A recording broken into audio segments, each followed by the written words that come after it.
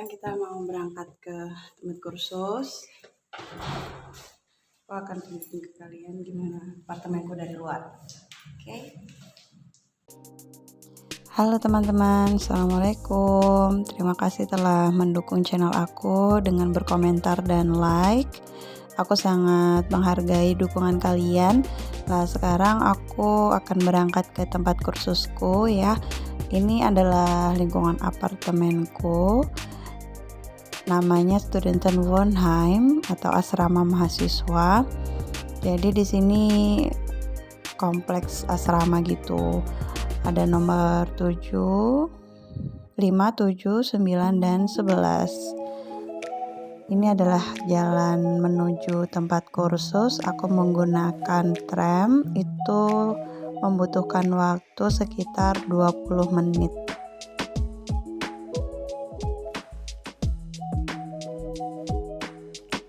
Ya, jadi aku tinggal di pinggir kota gitu. Tapi tidak masalah karena di kompleks asrama mahasiswa itu ada pusat perbelanjaan juga. Di sana bisa kita temukan Lebensmittel atau keperluan sehari-hari, alat tulis, pakaian, ya juga resto gitu. Jadi tidak bingung lah akses menuju perbelanjaannya. Alhamdulillah kita sudah sampai di Berliner Straße. Ini adalah tempat kursus aku, Interdorf Leipzig. Jadi Interdorf ini berada di bawah naungan Universitas Leipzig, salah satu universitas tertua di Jerman.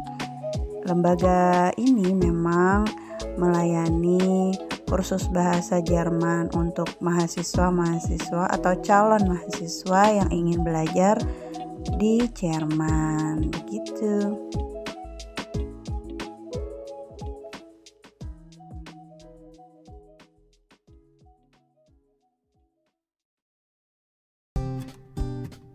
Nah, jadi aku ada kelasnya di lantai 2. Ini adalah lantai pertama, aku naik. Mohon maaf ya kalau kameranya masih agak goyang karena masih pemula. Nah, kita naik ke lantai 2. Jadi setiap ruangan di Jerman itu punya pemanas ya. Jadi pemanas itu membuat para manusia-manusia di dalam gedung itu lebih hangat saat musim dingin maupun musim semi yang suhunya minus bahkan ya. Nah, ini udah sampai di Zweiten Etage. Ini adalah lorongnya. Sayangnya aku nggak bisa masuk dengan kamera karena aku masih sungkan. Jadi kita sampai sini aja ya. Sayangnya rencana merekam kegiatan selama 1 hari pun gagal karena ada banyak insiden yang terjadi selama aku mengurus kependudukan di Jerman. Ya, gak apa-apa ya. Sebagai gantinya, aku ajak kalian untuk jalan-jalan mengelilingi pusat kota Leipzig. Aku akan ceritakan ke kalian bagaimana sih kota ini, sejarahnya, dan kalian bisa lihat seperti apa gedung-gedung di inti kota Leipzig. Ikuti terus.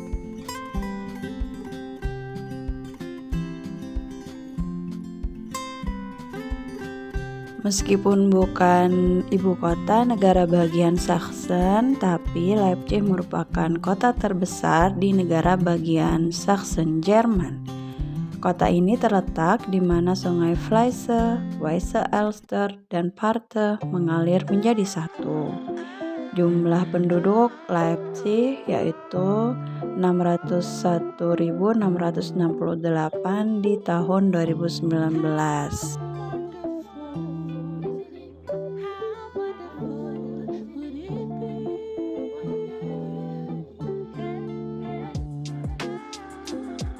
Leipzig adalah tempat di mana banyak sekali perdagangan terjadi dulunya karena kota ini terletak di persimpangan Via Regia dan Via Imperii dua rute perdagangan abad pertengahan yang penting. Jadi Leipzig juga pernah menjadi salah satu pusat pendidikan dan budaya utama Eropa di berbagai bidang seperti musik dan penerbitan.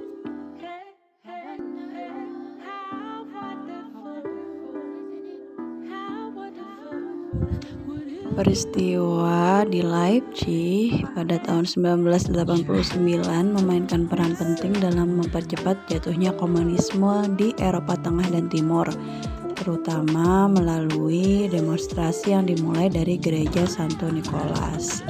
Nah, ini adalah kompleks gerejanya.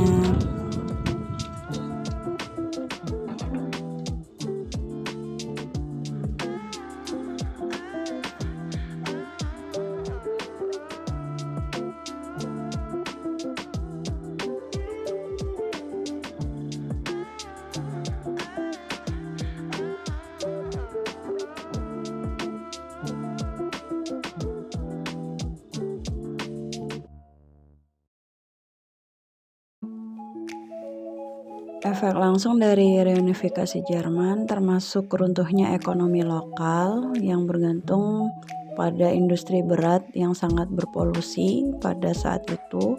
Jadi kemudian saat reunifikasi Jerman itu banyak pengangguran, kemudian penyakit di kota ini.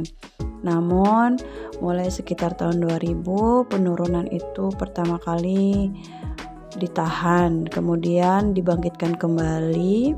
Sejak tahun 2000 itu pun Leipzig berubah secara signifikan dengan merestorasi bangunan bersejarah, membongkar properti terbengkalai yang minim akan nilai sejarah, dan mengembangkan industri baru serta infrastruktur transportasi modern. Jadi itulah kenapa benar juga sih saat aku datang ke Leipzig, berbeda dengan München saat aku tahun 2018. Di sini kotanya lebih sosial modern, jadi nggak cuman Altes Haus sama Renaissance, tapi banyak juga gedung-gedung modern di kota Leipzig. Tapi itulah yang membuat Leipzig ini spesial ya, jadi dia mencampur antara bangunan kuno dan bangunan baru.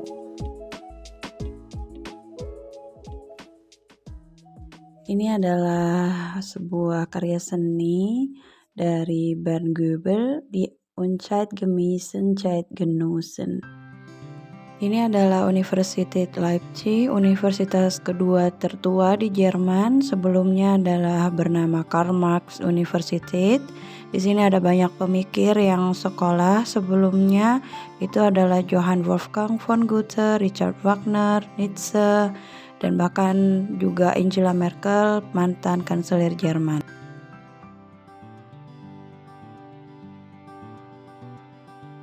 Sekarang kita berada di Augustusplatz sebelah selatan.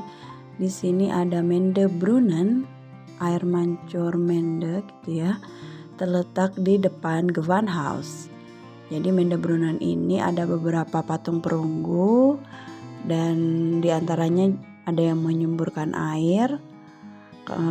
Didirikan oleh Nyonya Marianne Pauline Mende atas wasiat Ibu Mende ini. Kemudian diperintahkannya lah seorang arsitek Nuremberg Adolf dan juga seorang pematung Munich Jakob Ungerer.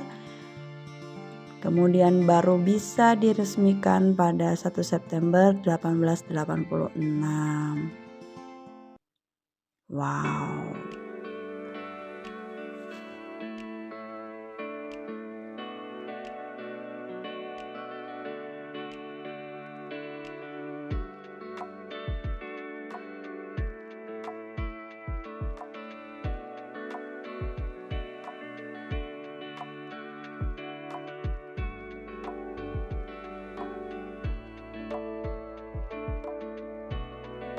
Di kota Leipzig inilah Johann Sebastian Bach menghabiskan sepanjang dan akhir karirnya di Leipzig.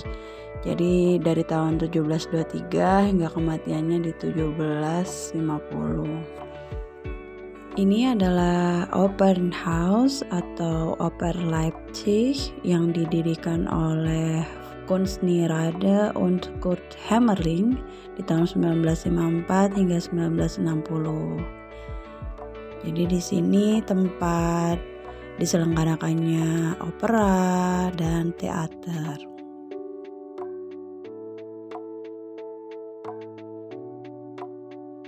Saatnya kita pulang menuju Hauptbahnhof, tapi sebelum ke Hauptbahnhof aku mau mampir ke sebuah taman.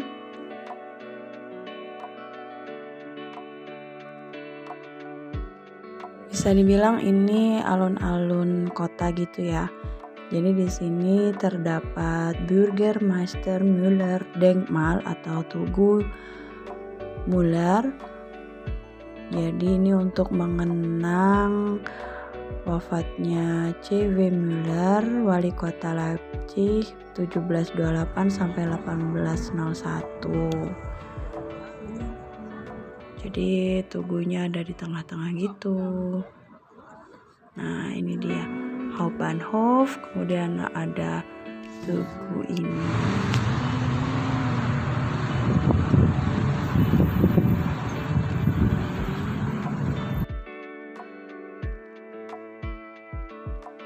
Sebelum pulang, aku akan ajak kalian ke Leipzig Hauptbahnhof yang dikenal dengan nama Promenaden. Telah dilampaui oleh peron sejak 1996 oleh stasiun utama Frankfurt, Munich, dan Zurich, serta stasiun Prancis Timur dan Utara. Di sini tidak hanya ada stasiun kereta api, melainkan juga pusat perbelanjaan di Leipzig. Yang mana jika hari Minggu biasanya semua toko tutup, tapi di Promenaden ini kalian bisa menemukan toko-toko kebutuhan sehari-hari dan juga pakaian, elektronik, semuanya buka di hari Minggu.